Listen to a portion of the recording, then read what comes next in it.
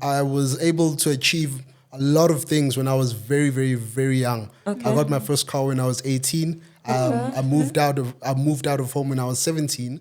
Got my first car when I was 18. Got my first apartment when I was 18. Living by myself, taking care of myself, doing everything for myself. Welcome back to our channel. It is your favorite tech sisters, and we are back on your screens.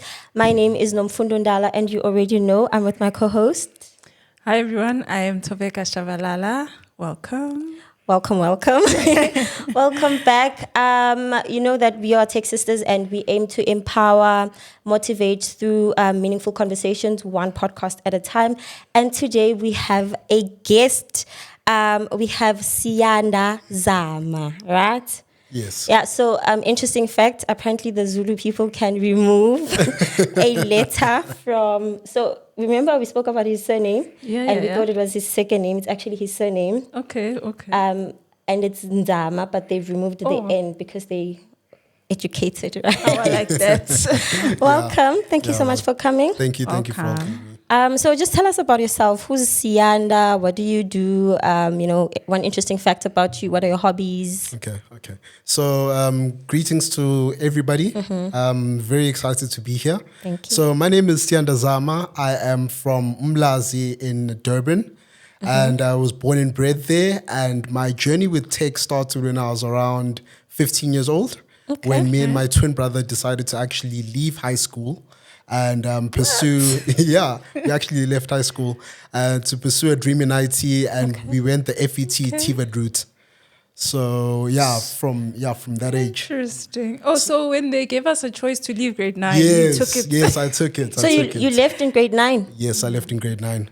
I mean, people drop out in college. You guys left high school. Okay, but what made you say, this is it? Wait, so you and your twin brother both in tech? Both of us are in tech. Oh, interesting. Do you do the same thing? Yes. Interesting. Okay. Yes. Talk about. So if I could elaborate, it was subject choice here. And then we were tasked with actually picking what career we're actually going to continue with for the rest of our lives. And for us, it was a daunting task because we didn't know what we wanted to do. Yeah. But then we thought about it and we were like, I don't wanna be in a mine sweating all 8 hours. No, I'd rather be in an office, sitting in an office, doing an office job. And then that's when we stumbled upon coding. Okay. That's nice. Interesting fact is we had a conversation, and I've been meaning to post about it. We've had a conversation, and we said when we were in high school, we didn't know about this software development tech. Yes. So how did you guys actually find out about it? So the interesting thing about that is that my mom is actually a teacher. Both of my parents were teachers. Okay. So my mom was very educated about all the different routes, the what can I say? I'm sorry. Career paths. The career paths and the benefits of actually going the TVET route. Okay. So us going at the TVET route, it wasn't a risk in any way. Okay. It was actually something that we were well prepared in, knowing that once we finish this course, we are going to get jobs, we are going to get those beneficial skills, and so on and so on. Okay, interesting. So you identify as a senior software developer. So right? I'm a senior software developer, solutions architect, intermediate solutions architect. Those are the roles.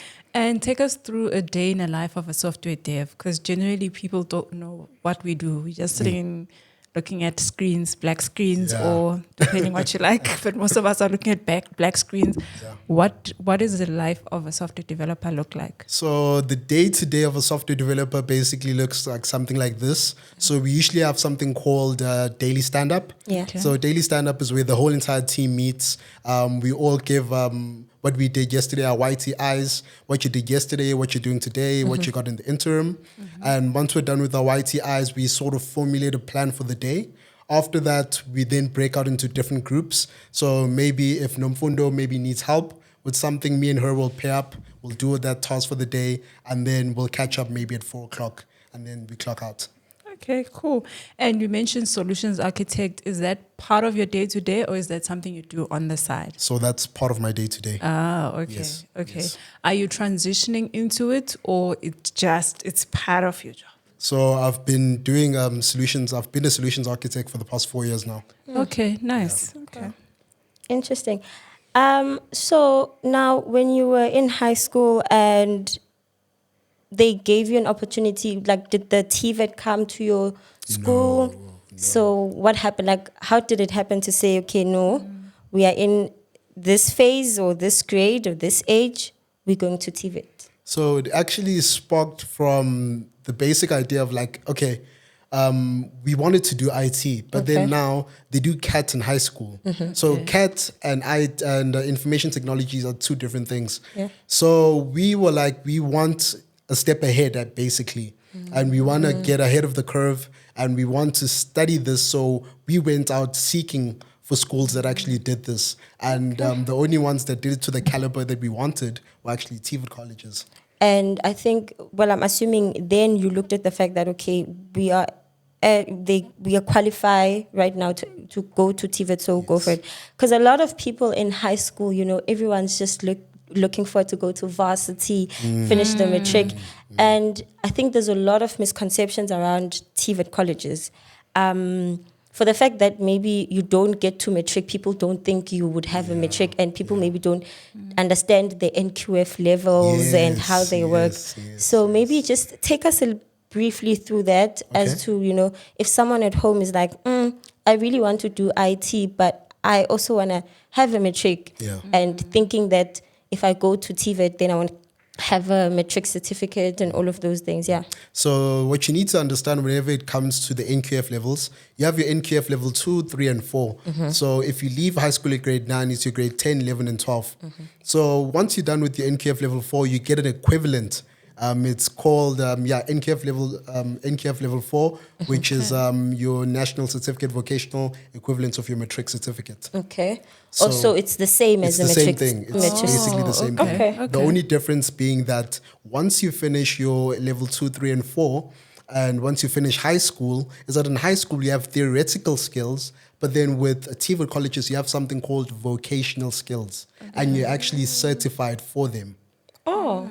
And just maybe given a chance, would you have gone the matric route, or do you feel like, because maybe you'd be biased in terms of where you are, but given a chance to say, okay, let me go back, would you still choose the TVET route, or would you maybe go the traditional route? Knowing what I know now and being what I've been through, never. Really? Never. No, never. I would have never. Interesting. Never. Why? Because now, if you actually look at it, I was able to achieve a lot of things when I was very, very, very young. I got my first car when I was 18. I moved out of home when I was 17. Got my first car when I was 18. Got my first apartment when I was 18. Living by myself, taking care of myself, doing everything for myself at that age. And imagine if I went to high school, then I still would have went to varsity. It would have taken me another 5-6 years.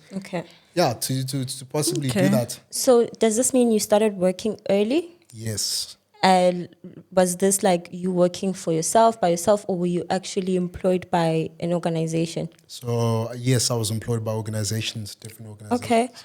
And this was when you were 18. I think 18, I was like, what, doing my matric? Right? I was finished matric. Yeah, like we were finishing with people finish matric. At 17. So. Hey, Tabega, congratulations. People who are born early are boring. Okay, so but like a lot of people finish their matric in at the age 18, and then now they're only going to start their varsity career for the next 4 years, and by then you left home, you had your first car, you were working, and so I guess then you feel like TVET actually helped you. Actually helped me. Interesting. And I think the question I would have is because the assumption or what we've gotten to know from maybe an HR person, right, is that the companies still look for a matric certificate, some qualification, and so forth, right? So I think the question I have is there? Do you feel like people judge you differently because of TVET, and also in the industry? Like, how can this improve? How can this perception of what a TVET is improve so that other people can maybe take on this route? I mean, it sounds like it works. Yeah, so there is a stigma. So there's a very big stigma. You know, with TVETs, from where I'm from, especially in Mlaz, there's a stigma that people have that, you know, maths, you failed maths, or noma, you weren't good enough, or noma, you're dumb, or they have those perceptions whenever it comes to TVET colleges. And now the thing that we have to note is that these are skills. Yeah. These are practical skills that they're giving you. And so how it actually reflects on your CV or it reflects on you is actually a plus, because the right employers know what they want from their employees. Like if you take the fact that if you're an employer, and would you rather choose a person who already has the basic skills of what needs to be done on the job, or would you take someone else who has a degree or whatever, or that still needs to be trained, who still needs to be taken through that rigorous process? So it's literally taking those things into consideration. So back then, long ago, I had a person I know, I'm not going to mention their name. Of course. And so she said, I think this is now where the stigma comes from. I think maybe it's like, I don't know where it comes from, who created it, but from back in the day. So she said, oh no, I'm not going to go to college because then it will be like I didn't do well. So I want to go straight to varsity.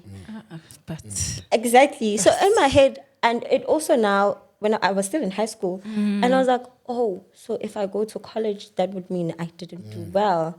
So I fought so hard to make sure I actually go to varsity.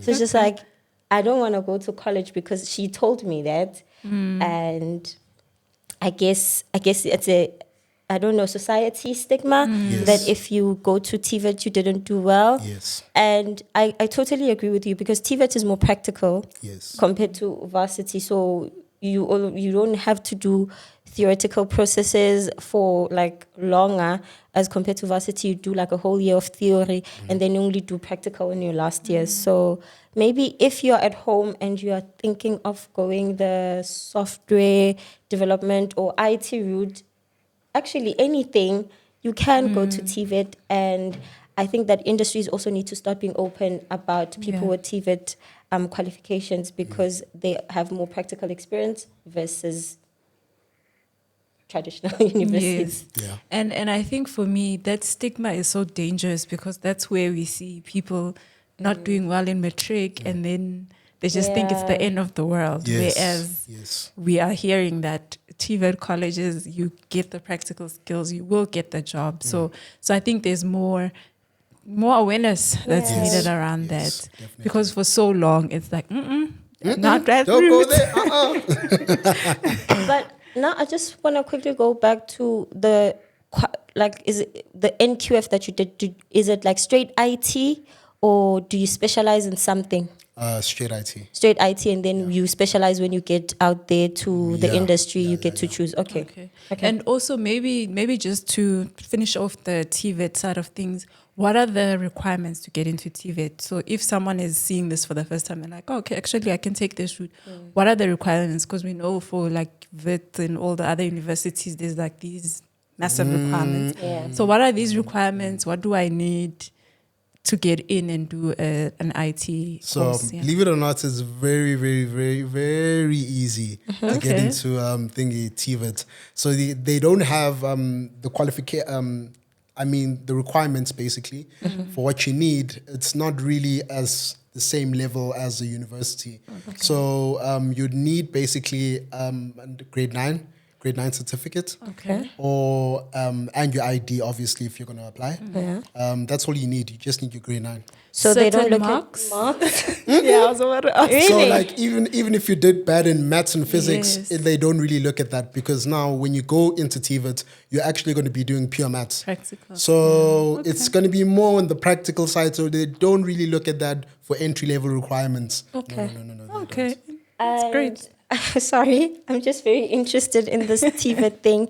So, but there are people who can actually, because I had a friend who did a course, but it was like something different to IT, and she did it after matric. She went to a TVET college. So is it now different when you get to, like, when you're in your matric phase, that you can get there? Do they look at marks then, or it's just a never come? Ngoba ngisho.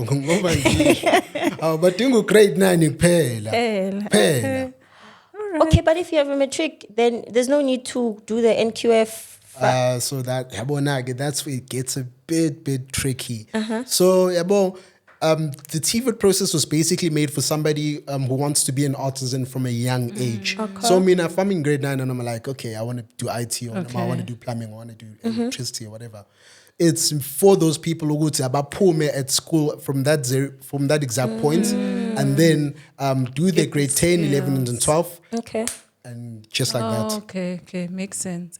So it's probably a different process, but still not. Oh, I'm sorry, I didn't clarify. So even if you have your matric, you're still going to do your level 2, 3, and 4. Still. So Okay. like you go back. Yes. And also, you guys in TVET, you do like trimesters, ne? Yes. So, is it trimester? I feel like I'm talking about Not pregnancy. semester. Not semesters, because I know she like would write exams every 3 months or something. Yeah. Okay. And how's the pressure now, the workload? I mean, coming from grade 9, every 3 months you're writing an exam.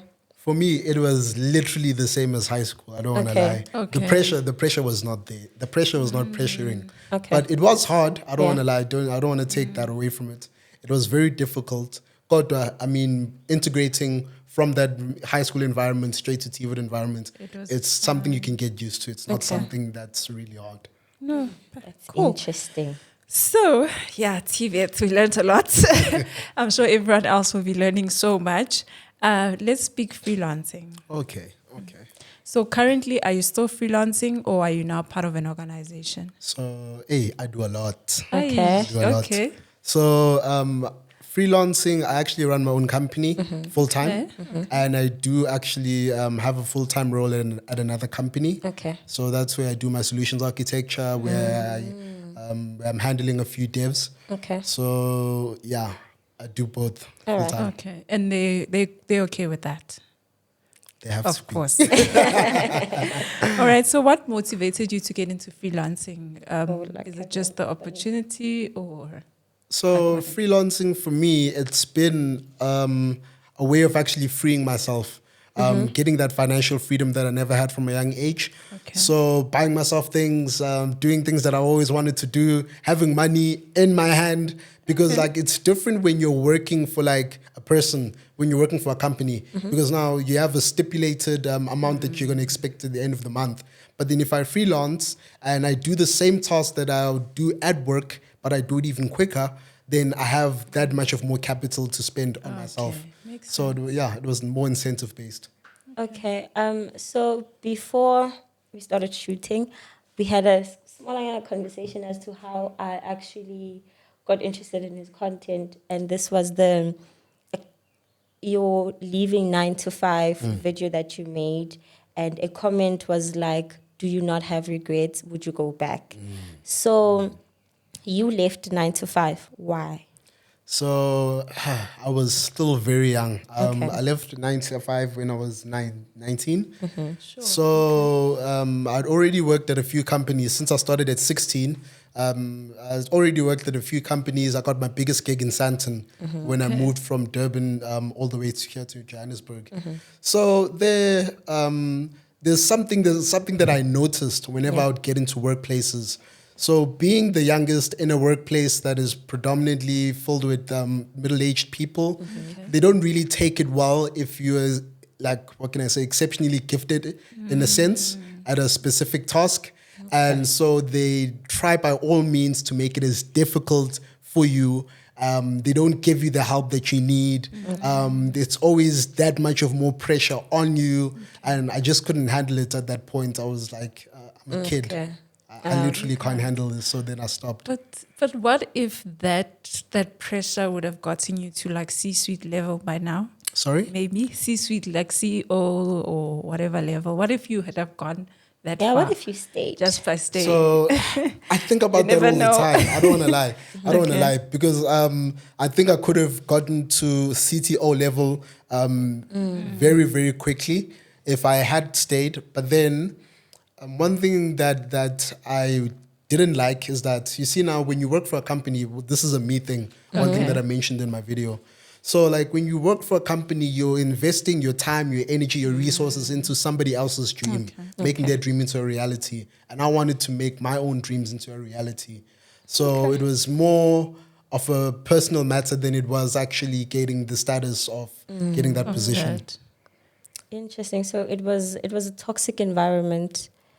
Do you think that though maybe if you had, instead of completely leaving 9 to 5, gone to a different organization and it would have been better? So for me, the experience that I've had, especially in the tech industry, being the kind of person that I am, and I know the kind of skill set that I bring to an organization or any company, it is very, very, very intimidating to my coworkers, and because You trust yourself. No, I know myself. From college, me and my brother, we went to competitions. We represented South Africa, represented Africa, came out third nationally, third. I have the qualifications to back me up, basically. And so, like when you are at that caliber and you bring that kind of pressure in the working environments where people some days they don't want to work, or people want to do it at their own pace, and you're like, you do everything. Let's go.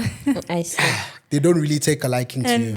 I think we were going to ask this later, right? So you spoke of the fact that you were young in a place where there's middle class or middle-aged people. Yes.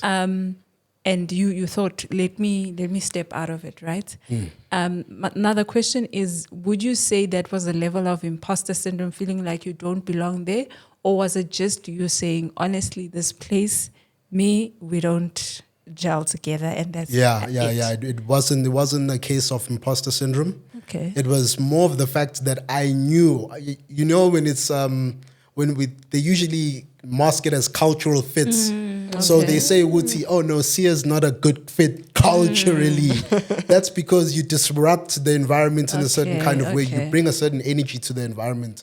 So it was more of like, it wasn't an imposter syndrome thing. It was like... But do you ever face imposter syndrome? I do. Okay. I do. Okay, just You check. don't No, I seem, do. Just check. I Yeah, do. he doesn't seem you like don't No. seem like you He's got the experience. Yeah. No, shame. Yabo, now, I won't lie to you. Working for yourself, for me, it's given me the most freedom I could ever ask for. Having my own money, making double, 3 times what I would if I was still working a 9 to 5. For me, that, what can I say? I don't even know how to put it into words. But then, like, stepping out for me and giving me that freedom, I can never go back to that kind of environment ever again. So you'd never go back to a 9 to 5?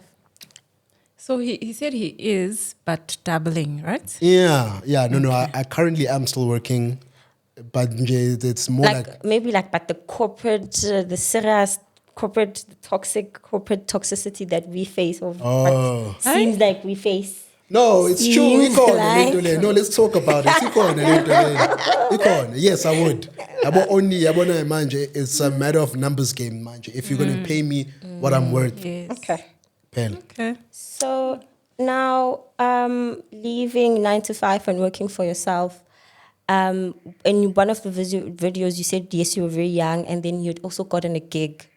To do, I think, a project or something, and you thought, anyways, I can do this on my own. What challenges then did you now have to face as to you quit or you left? You said, "Sharp my gang, I'm good," and now you're working for yourself. What are the challenges that you've had to?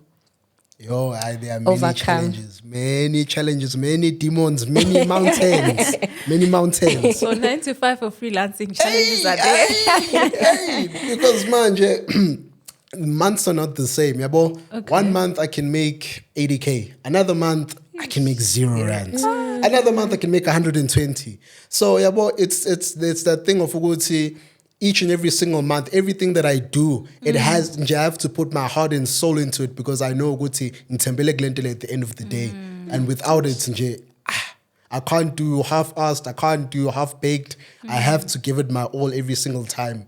So, manje, one of the challenges that I did face was Uguti, monetarily, I couldn't sustain the life that I was already living. Okay. So I was mixed up. I was young. I had a lot of bad friends. They were there for the wrong reasons. And so now trying to maintain that lifestyle, and I don't have the security anymore.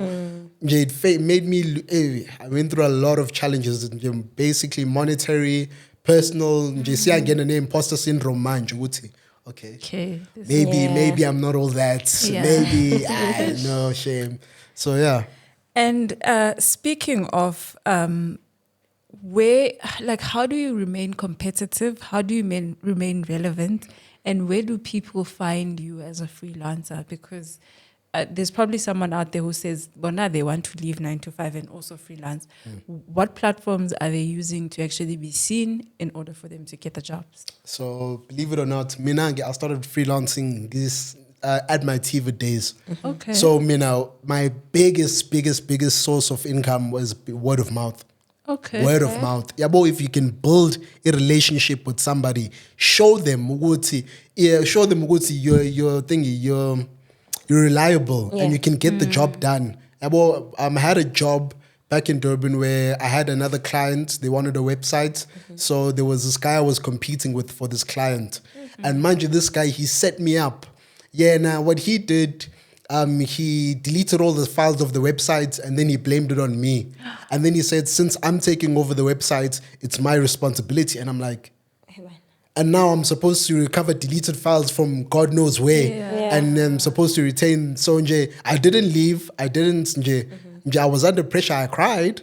God, I cried. God, I remained cool. And I was like to a client, noma kanjani, if needs be, I'll make it from scratch. Nje, kodwa if you can build relationships with abantu, they go a very long way. They go a very long way. And ezinye izinto ke is partnering up with bigger companies or with people who are actually known in the industry. So one thing that's actually helping me now is that I've partnered up with a guy, a senior guy than 20 years of experience. So yeah, now he has his own company. He still works full time for another company, which I won't name. Of course. So this guy, he runs his company on the side and he still does corporate. And mind you, he has a lot of industry ties. They go 20 years back. And so I come in with my company and I'm freelance my services to him. Okay. So we work together. We collaborate on every project that we do. Nice. Very nice. That's cool. And so we spoke then of, challenges that you face, and a lot of them you mentioned was the monetary value.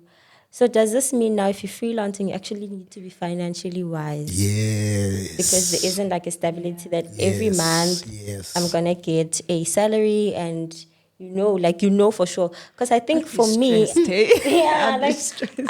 don't know if it's a female thing, but this will come to a question.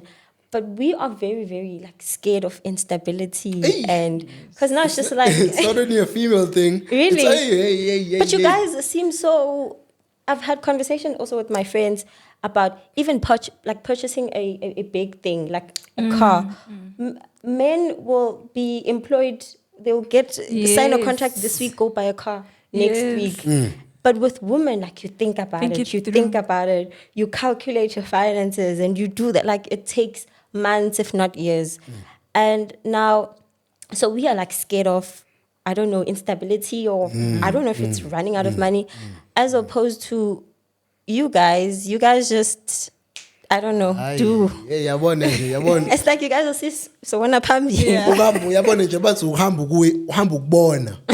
another saying in Sunday we found ukuthi ixoxo nexoxo mayigxumelo. So manje yabona lapho mina ngoba ngisho ukuthi I was still young. I didn't understand. Yabo ukuthi they say that your frontal lobe fully develops when you're 25. Yes. So mina zonke lezi zinto bengako develop mina I'm thinking of ukuthi next week ngizophuzani, who am I going to hang out with? I'm not thinking long term. So in that sense it helps you guys. Okay. Mina again not so much in my ngoba mina it destroyed me. It utterly destroyed me. Sure. So nje hey guys. But do you think now, looking at where you are now, you've grown and you can say that if I get a gig now, I know I know how to handle my finances. I'm not going to purchase. I'm not going to go and purchase a new pair of Louis V's or whatnot. Yabo phela lento le ibuhamba ngama level ukuthi usuke ephi ke manje empilweni. Sibuye ukuthi hamba ukuthi ukephi. Yabo when you haven't gotten to that level where the amount of money coming in a month or the clientele that you have coming in every single month can sustain you and your desires. You can't make those kind of decisions because you're still looking for a middle ground. For okay, I'm staying afloat, rent, I can take care of myself. And then you get anything on top of that, so you splash, so you spend, you buy whatever you want. Okay, I'm going to ask it blunt, right? Okay. So let's say now you get a gig and then you make a certain amount of money, right? Do you, because I'm trying to think like how you guys sustain yourselves. This seems very tricky. So do you say, okay, this amount I'm going to pay rent for the next 6 months, I'm going to pay rent for the next 3 months, and I'm going to pay my car for the next 2 months up front? Or do you just say, I paid now and then I put on the side and then will something else come? Like I wonder how the budgeting goes. Ingakho ngisho ukuthi hamba ngama-level lento le ngeke uvesane uyiphaphele ngoba wayiphaphela lento le impilo izokukhombisa. Okay. So what I mean by that, by levels, I mean ukuthi if you don't have that lento le ukuthi you can't make a bold decision just like buying a car. If when uzazi kahle ukuthi you're not making a certain amount of money every single month. That's why we have clientele when we freelance. We have recurring clients. Every single month. That if I make a website for you, I'm gonna charge you 12K for maintenance, 20K for maintenance. Okay. 20K. I'm able to pay rent. 20K. Okay, 15,000. I'm doing all of these things. We do something called SLA. Service level agreements. Okay. So must SLA that's what gives us security. It's a levels thing. If you haven't gotten to that level in business where you think you make SLAs, when you're just making an agreement and get me and you, let's do this, let's shake on it. No. you have to do contracts, binding contracts, 5-year contracts. Gas gasho. Menguthi when you bind there or a 5-year contract ngikhokhela 50,000. Then it's ngazi kahle ukuthi ngithenga imoto, ngithenga umuzi, nginkosikazi, ngenza yonke it's 5 years. That's the thing that that's and the then thing. and then moving away a bit from finances, how do you balance your life? Because you are working a job, you've got freelancing gigs, I think you've got friends, you want to see family and all of that. And just obviously being well, a healthy lifestyle or mental health. How do you balance this life if you're now freelancing, you've got your other jobs, you've got how does it look like? For the longest time, I'm a different type of programmer because I don't program to sustain myself. I program because I love it. I genuinely love it. So mind you, if something like that, if it's just something you genuinely love, it takes over your whole entire life. You don't have a social life, you don't have a family life. It's only you and that thing. So for me, for the longest time, growing up has been actually detaching. I won't pull all-nighters every single day. That was my everyday. Every day, guys. Vuka hlampe ngabo 5, shy all night until 3 o'clock. Kanjalo. Anglala. I'm doing things always busy because I love it. I genuinely love it. I want to do it every single day. So finding the balance in and of all those things, I think it's a thing of growing up of where I can't work certain hours. What is 6? Laptop down. No, it's my time now. It's my family time. All right. Work. They like Google say, oh no, please do this, Namfundo. Please do. No. Family time. Yeah, no, family time. Okay. So I guess you've learned to manage, and now do you not get because let's say for example you have a gig and a client wants something next week, and then at work there's due date, they want it next week. No. Now how do you deal with that? So in my company, my personal company, there's 7 people. About 7. Okay. So get delegate my task. I can't do everything at the end of the day. Okay, that's so my developers they do simple website tasks. Okay. Kanjalo. So there's a process that we follow. So basically you're a CEO when? Still in the CEO. Hey, Tobek. And now, do when you're doing something and you started it and you just like put passion and love into it, how do you find people to trust and say, I know very well, they have the same, like they have the same drive, they have the same passion, and I know very well that they will deliver the quality of work I would have delivered if I did it myself. Hey, that's been something that me and my brother personally have been trying to figure out for the longest time. No one will ever take anything seriously if they don't see the initiative from you. If I don't see you taking your own stuff seriously, then what will give me the incentive to actually say, okay, I'm going to deliver the same level. I perform at a very high efficiency. And so I set the bar for abanye abantu ukuthi not to know. You set at this bar, now let me try match, if not do better. Yeah, okay. So I believe in it's just you taking the initiative and showing people ukuthi mina umsebenzi wami angidlali ngawo. I take it very seriously.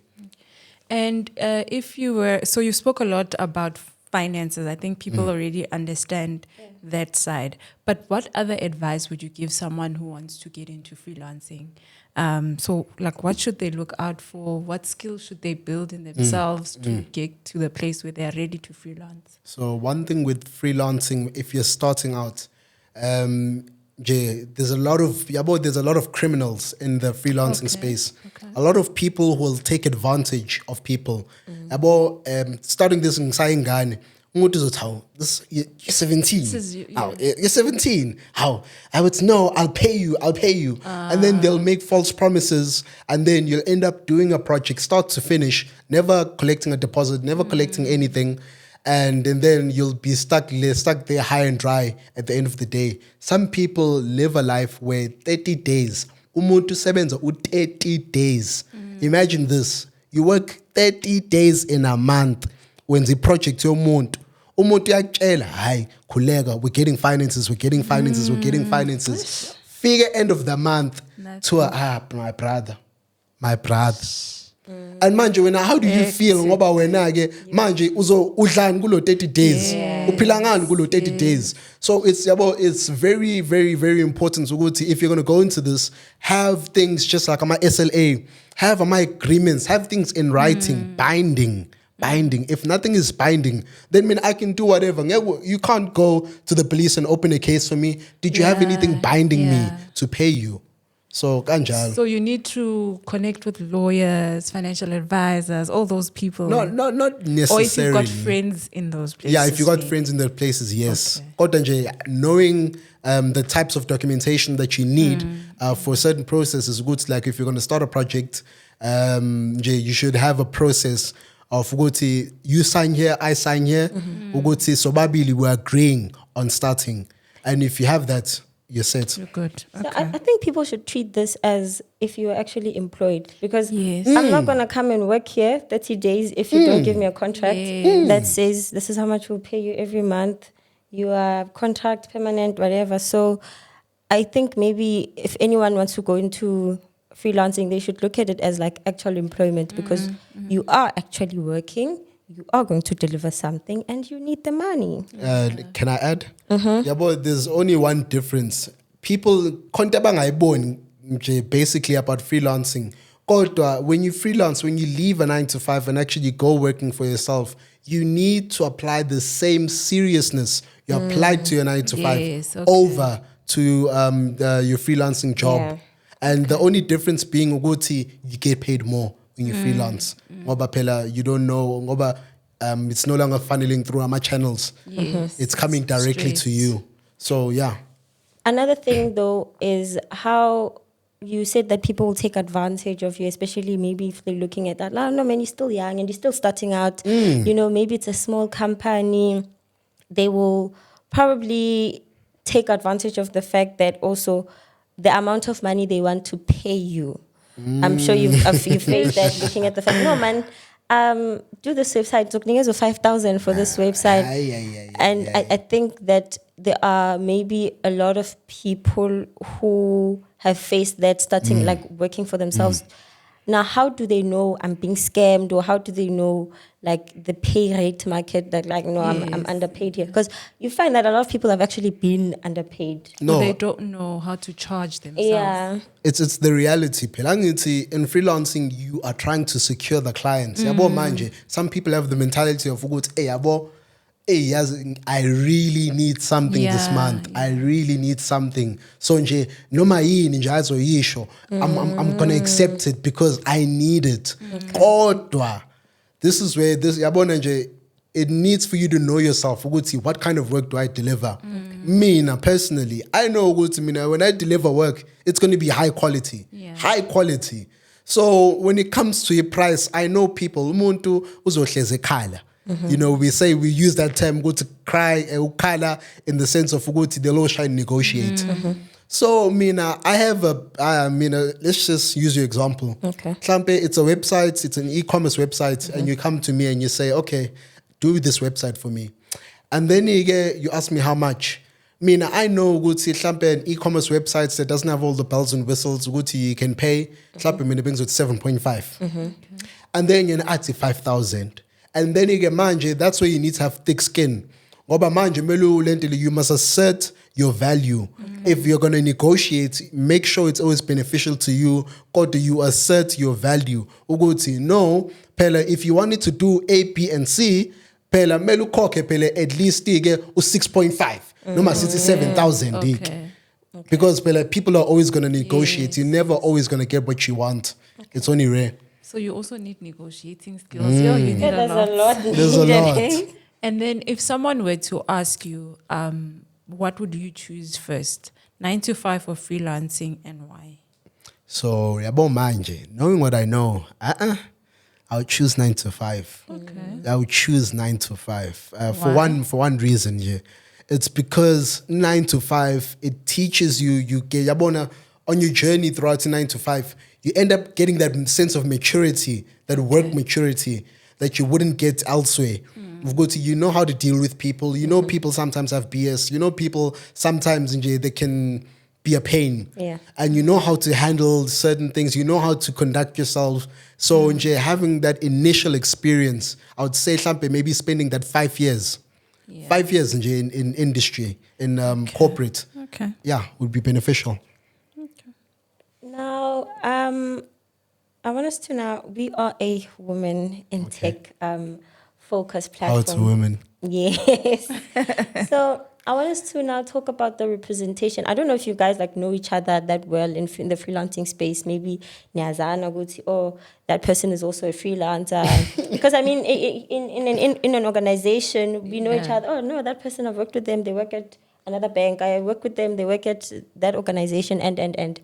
So I don't know if you guys know each other in the freelancing space. we know each other. Wait, That's nice though, because then you guys can pass each other connections or take connections from each other. no, it's very messy. Really? It's very messy. How so? Very messy. You guys. We all want the bag. Everybody wants the bag. Everybody wants the bag. Tend. No, I mean, Uti, like, if I work with if I work with you and Shampe, when you do something, Shampe, you backstab me and you show Uti you're not a very reliable person.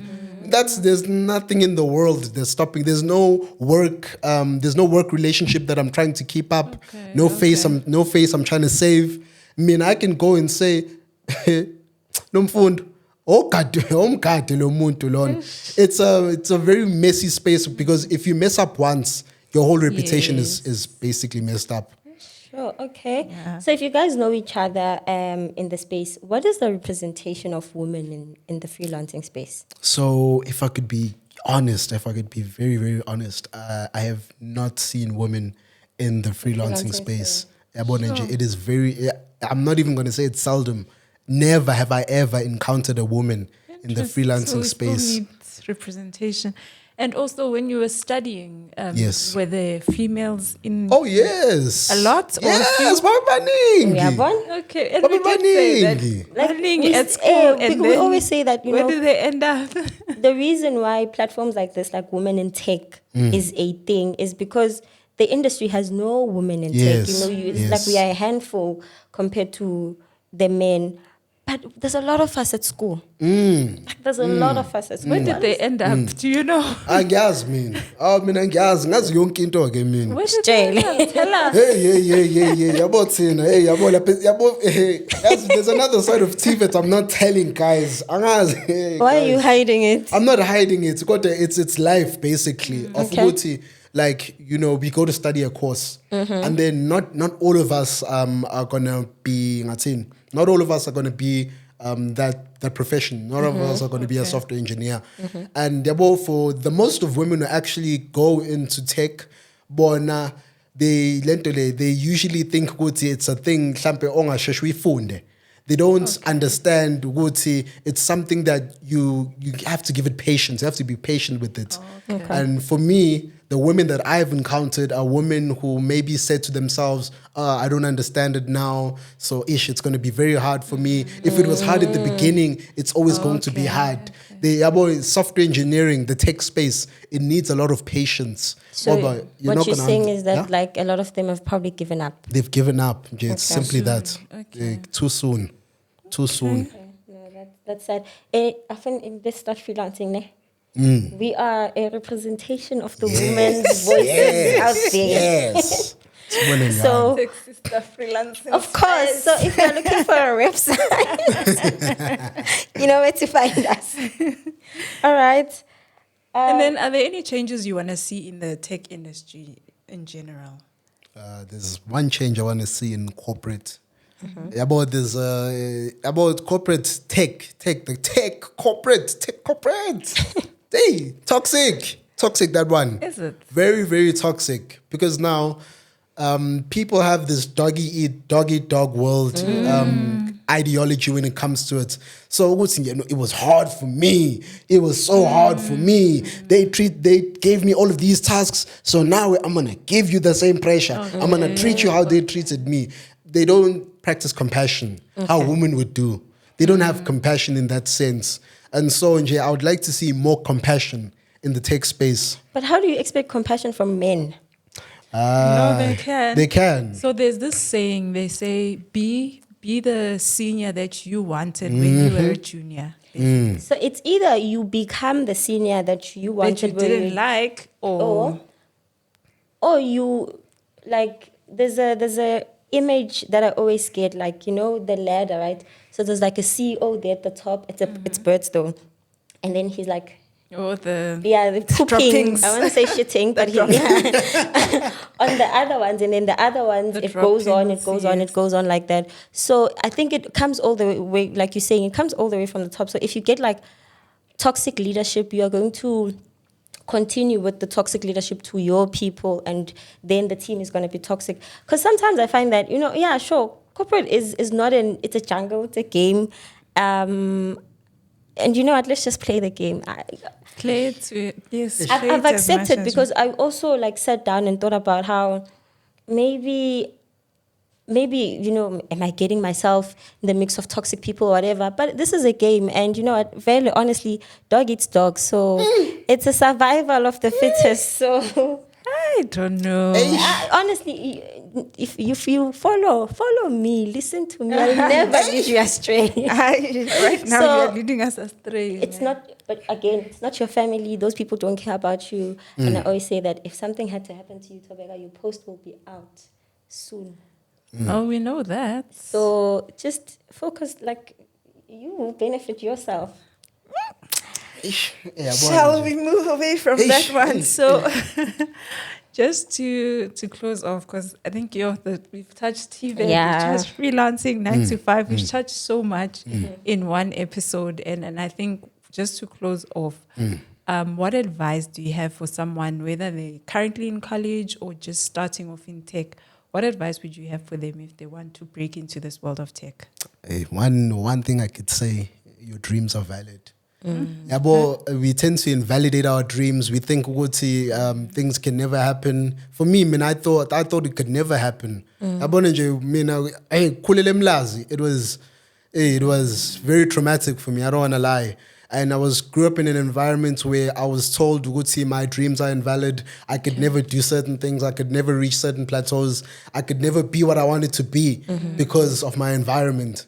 and actually taking time to believe in myself and actually give myself the leverage, thinking that they are valid and actually pursuing them wholeheartedly.